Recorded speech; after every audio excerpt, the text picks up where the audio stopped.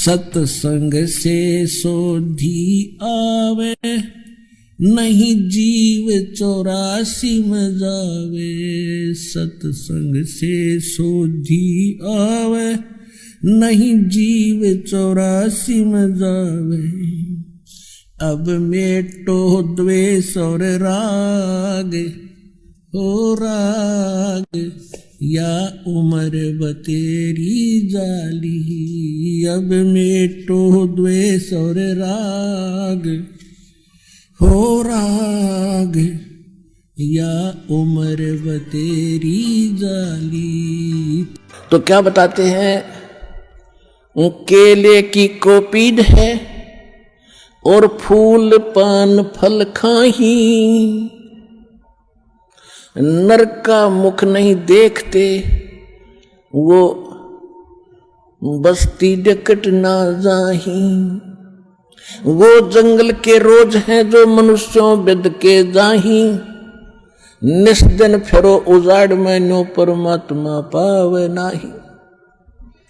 कितना सिंपल साधारण तरीके से बता दिया कि केले की कोपीन कोई संत बांध रहा है, यानी केले का पत्ता पर्दे पर बांध रखा, वस्त्र नहीं पहन रखे, और पत्ते फूल फल खाके और जंगल में रहता है और बस्ती के निकट भी नहीं जाता, आदमी का मुख भी नहीं देखता, उनसे दूर भाग जाता है।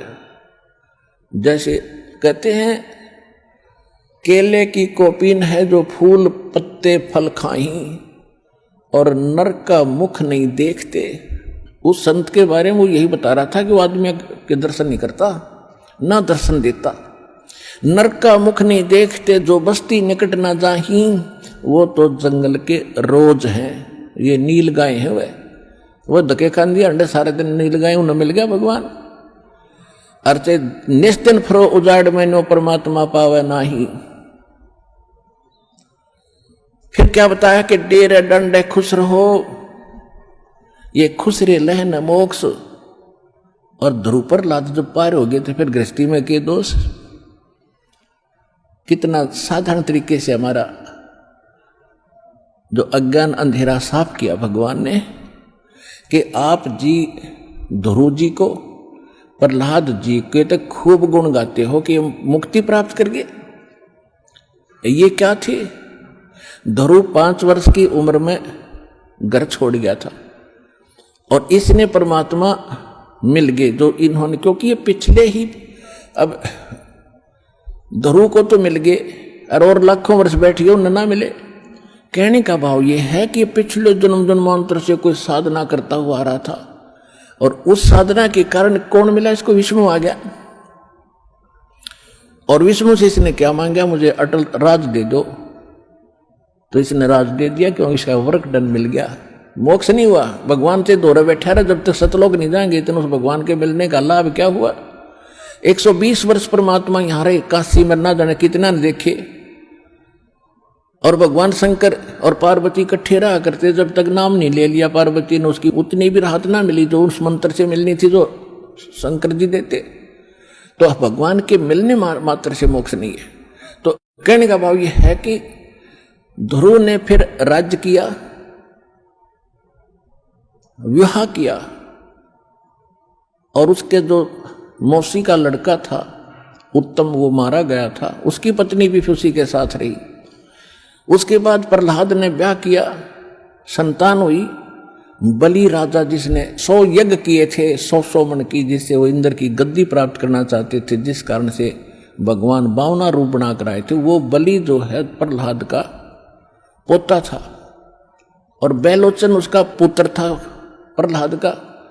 तो प्रहलाद ने ब्याह करवाया, ध्रुव ने ब्याह करवाए। तो यहां परमात्मा समझाना चाहते हैं कि डेरे डंडे खुश रहो। डेरा माने घर। कई ये कहते हैं कि गुरु जी ब्रह्मचारी हो और चेले गृहस्थी हो, वाह रे शेरो। अब भक्ति तो देखो दोनों ने करनी पड़ेगी, गुरु जी ने भी और चेले ने भी, और एक जैसा। और ठीक है, जो ब्रह्मचारी रहना बुरा नहीं, और केवल ये कहना कि ब्रह्मचारी ही गुरु हो सकता है, ये मूर्खता है। परमात्मा विधि विधान से मिलेगा। उसको कहते, परमात्मा कहते हैं अगर तुम यही मानते हो कि बाल ब्रह्मचारी रहे और जंगलों में रहे और तभी भगवान मिलेगा, उसके लिए उदाहरण दे रहे हैं कि डेरे डंडे खुश रहो, ये खुसरे लहना मोक्ष, ये हिजड़े पार ना होते। अगर केवल ब्रह्मचारी रहने मात्र से ही तुम मानते हो मोक्ष हो जाएगा, तो इन खुसरों का नंबर तो आप तो पहले आना चाहिए था। और फिर कहते हैं द्रुपर लाज भी पार हो गए तुम कहते हो, तो फिर गृहस्थी में के दोष। अब परमात्मा का कहने का ये तात्पर्य नहीं है कि खुसरे मोक्ष नहीं पाएंगे, यानी मुक्ति मनुष्य जीवन हो, चाहे वो खुसरे हैं, ये भी तो मानव है, इनमें सब बुद्धि है और स्त्री है पुरुष है, इस विधि से मोक्ष प्राप्ति होगी मानव शरीर में। तो परमात्मा ने ये बताना चाहते, जैसे परमात्मा कबीर जी ब्रह्मचारी थे, वो तो मालिक हैं, उनको तो ये वासनाएं निकट भी नहीं है, लेकिन एक गृहस्थी क्रम करके दिखाया उन्होंने। 2 बच्चे मुर्दे जिंदे करे थे किसी कारण से, किसी की शर्त पे, और 2 माता पिता थे। मुंह बोले जन्म नहीं था मालिक का, वो नीरुनिमा उठा लाए थे दाता को, जब सतलोक से आके कमल के फूल पर विराजमान हुए थे लहर तारा तालाब में। तो ये परिवार था दाता का, और परिवार में रहे, परिवार गृहस्थी का वाला कर्म किया, सारा कपड़ा बुना करते थे और भगवान की भक्ति भी करते थे, परिवार का पोषण भी करते थे, भक्ति भी करते थे।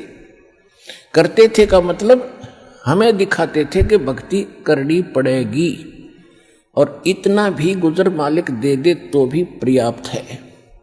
यहां से पीछा छुटाने के लिए इन बकवादों से उल्टा हटना पड़ेगा। कोठी बना लूं, फैक्ट्री ला लूं, यूं कर दूं, फलान कर दूं, ये नहीं।